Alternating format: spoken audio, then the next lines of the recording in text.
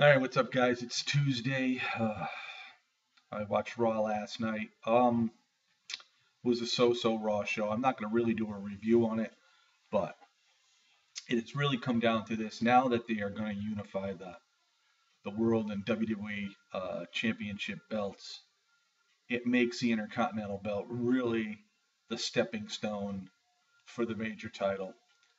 We now see Damian Sandow facing off with Dolph Ziggler.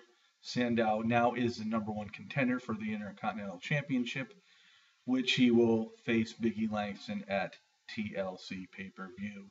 Some of the things that I'm a little disturbed about is the Daniel Bryant match going up against the Wyatts at TLC. This match, 1-on-3, to me doesn't really make any sense. Um, Whether it's predictable or not remains to be seen because there's always some twists and turns that the WWE does decide to pull in any event. But I'm not really looking forward to this match whatsoever at all. Then we have the CM Punk going up against the Shield match. This match is a little bit intriguing. Could this be the possibility of a chance for maybe Roman Reigns turning on the other two Shield members and helping CM Punk in this match? Just a speculation as well. The WWE and World Championship title match for the unification between Orton and John Cena. This match, I'm telling you, I honestly don't know what the outcome's going to be in this match. It could go either way. And to be honest with you, the real face of the WWE is John Cena. So in reality, John Cena should come out on top of this match. How long he ends up keeping the title, again, remains to be seen. With a lot of rumors of CM Punk supposedly going to win the Rumble. If that pans out, then CM Punk would probably face, obviously, the new unified champion at WrestleMania. I don't see that being John Cena, although we've seen so many matches between the two before in the last couple of years. But CM Punk pretty much had the upper hand on John Cena, but I don't see Punk going to WrestleMania and main eventing and losing this time around. So I don't know. There's a lot of different scenarios. There's also scenarios of John Cena tagging up with Hulk Hogan against Orton and another opponent. There's scenarios of John Cena facing Hulk Hogan. There was scenarios of John Cena facing Triple H. A lot of rumors are talking about The Undertaker facing Brock Lesnar.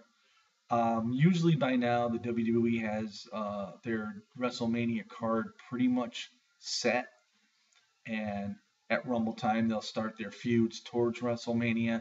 I don't think they really have anything set in stone at this point. I think they're, scattering around, trying to decide, what would be best for an attraction and for a draw at WrestleMania. So, it's still, to me, it's all really up in the air. But in any event, it's only the beginning of December, so there's still plenty of time.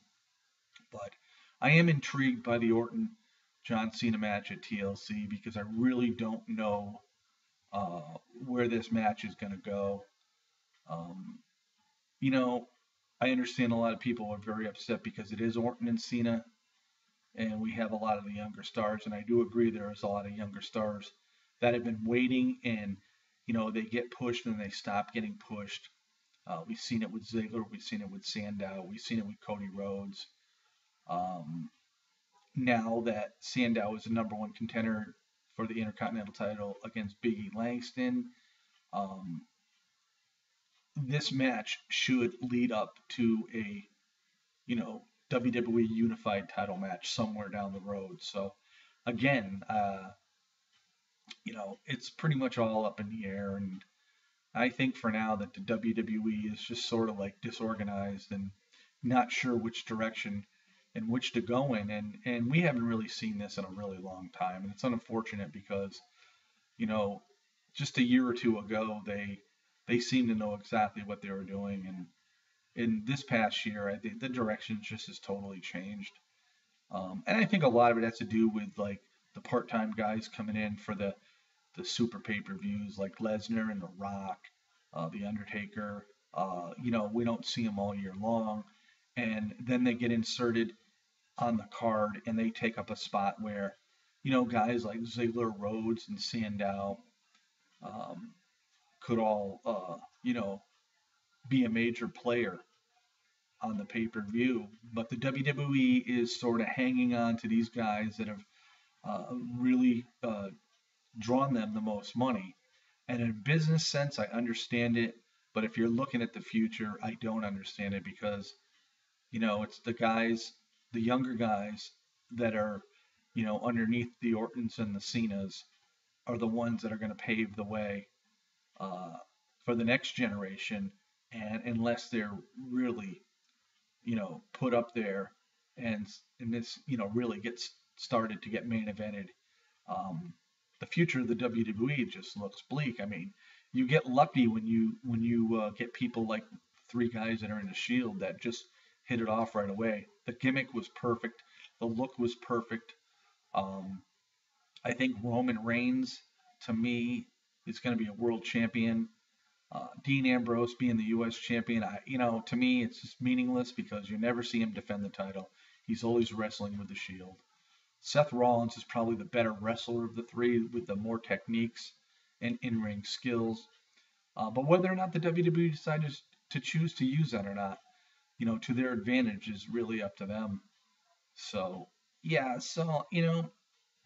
watching Raw last night, I'll be honest with you, I could take it or leave it. The big thing for me was wanting to see the confrontation with Cena and Orton.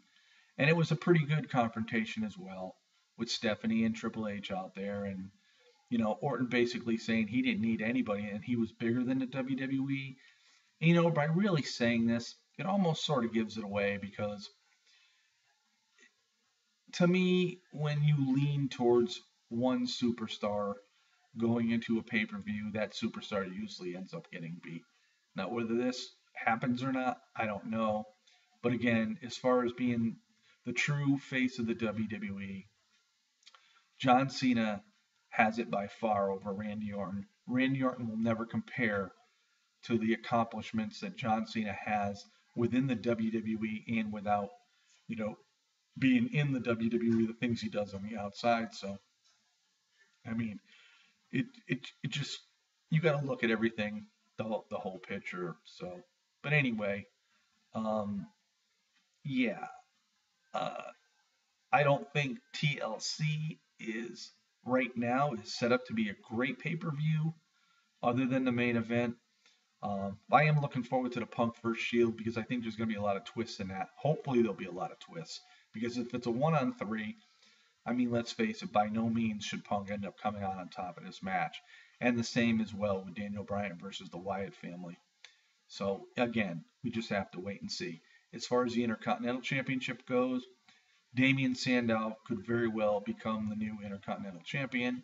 Whether they decide to do that before the end of the year or not, again, remains to be seen as well. So, anyway, it's a Tuesday. I'll be off to work shortly, and it's going to be a very busy week. So, again, just putting my thoughts and opinions out there. And who do you think should be the matchups for WrestleMania 30? Give me your thoughts. Give me your opinions.